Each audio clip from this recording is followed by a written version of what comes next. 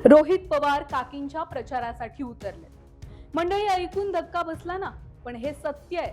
23 एप्रिलला बारामती विधानसभा मतदारसंघाची पोटनिवडणूक होतीये आणि मैदानावर चित्र काहीसं विचित्र पण रंजक आहे। महायुतीकडून सुनेत्रा पवार रिंगणात आहेत आणि भाजप राष्ट्रवादीची ताकद त्यांच्या पाठीशी आहेच, पण खरी खळबळ उडाली आहे ती म्हणजे विरोधी पक्षात असलेला शरद पवार गट थेट सुनेत्रा पवारांच्या प्रचारासाठी मैदानात उतरलाय। नेमकं शिस्तय काय?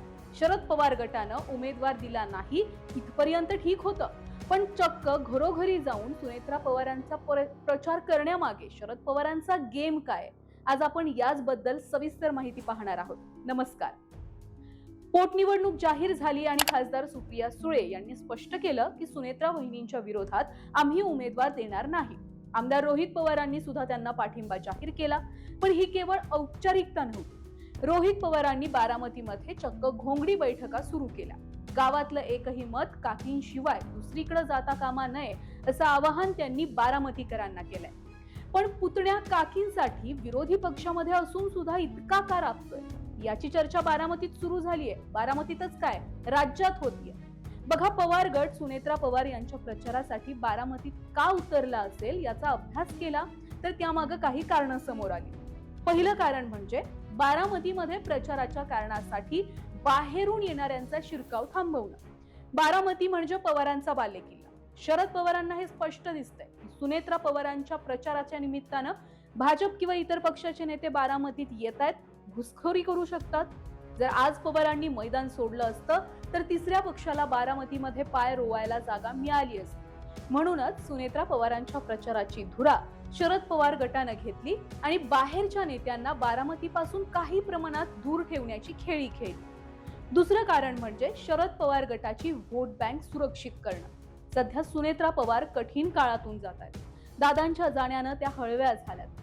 अशा वेळी जर शरद पवार गट त्यांच्या पाठीशी खंबीरपणे उभा राहिला तर बारामतीमध्ये शरद पवार गटाला भावनिक साथ मिळेल। जर यावेळी शरद पवार गट सुनेत्रा पवार यांच्या प्रचारासाठी उतरला नसता तर शरद पवार यांच्या विरोधात लोकांच्या भावना खवळल्या असत्या आणि त्यामुळे याचा फटका भविष्यात शरद पवार गटाला झाला असता। कारण नंबर 3 म्हणजे कार्यकर्त्यांचं विभाजन रोखणं। अजितदादा वेगळे झाल्यापासून बारामतीमध्ये पवार विरुद्ध पवार असा संघर्ष टोकाला गेला होता। या संघर्षामध्ये सामान्य कार्यकर्ता आणि मतदार विभागला गेला। राजकारण बाजूला ठेवून आम्ही एक आहोत हे दाखवून देणं, कार्यकर्त्यांमधील कटुता कमी करणं, हा संघर्ष वैयक्तिक नसून केवळ वैचारिक आहे हेच पटवून देण्यासाठी शरद पवार गट सुनेत्रा वहिनींच्या प्रचारासाठी सक्रिय झाला। थोडक्यात मंडळी, बारामतीच्या या पोटनिवडणुकीत रोहित पवारांनी काकींच्या प्रचारासाठी मैदानात उतरणं हे केवळ एक कौटुंबिक कर्तव्य नाहीये, तर तो एक मोठा राजकीय मास्टर स्ट्रोक आहे। एका बाजूला सुनेत्रा पवारांना दिलेली भावनिक साथ, दुसऱ्या बाजूला बारामतीच्या किल्ल्यामध्ये कोणा तिसऱ्या पक्षाचा शिरकाव करू न देण्याची शरद पवारांची मुत्सद्देगिरी। आता पवार रणनीती भविष्यात काय असेल आणि बारामतीमध्ये नेमकं पुढे काय चालणार, काय बदलणार हे पाहणं महत्त्वाचं ठरणार। पण तुम्हाला काय वाटतं, शरद पवारांनी हा निर्णय का घेतला असेल? म्हणजे बारामतीमध्ये सुनेत्रा पवार यांच्या विरोधामध्ये उमेदवार न देण्या इतपत ठीक आहे राजकारण, कारण तशी सध्याची परिस्थिती बारामतीमध्ये आहे। पण बारामतीमध्ये विरोधी पक्षात असून सुद्धा शरद पवार गट हा सुनेत्रा पवारांच्या बाजूने प्रचार करतोय, कारण सुनेत्रा पवार यांच्या बाजूने प्रचार करण्यासाठी भाजप आहे, शिंदे गट आहे। सगळ्यात महत्त्वाचं म्हणजे भाजपमधले गोपीचंद पडळकर हे स्वतः बारामतीच्या मैदानात सुनेत्रा पवारांसाठी उतरले, जे खरं तर पवार कुटुंबाचे विरोधक मानले जातात।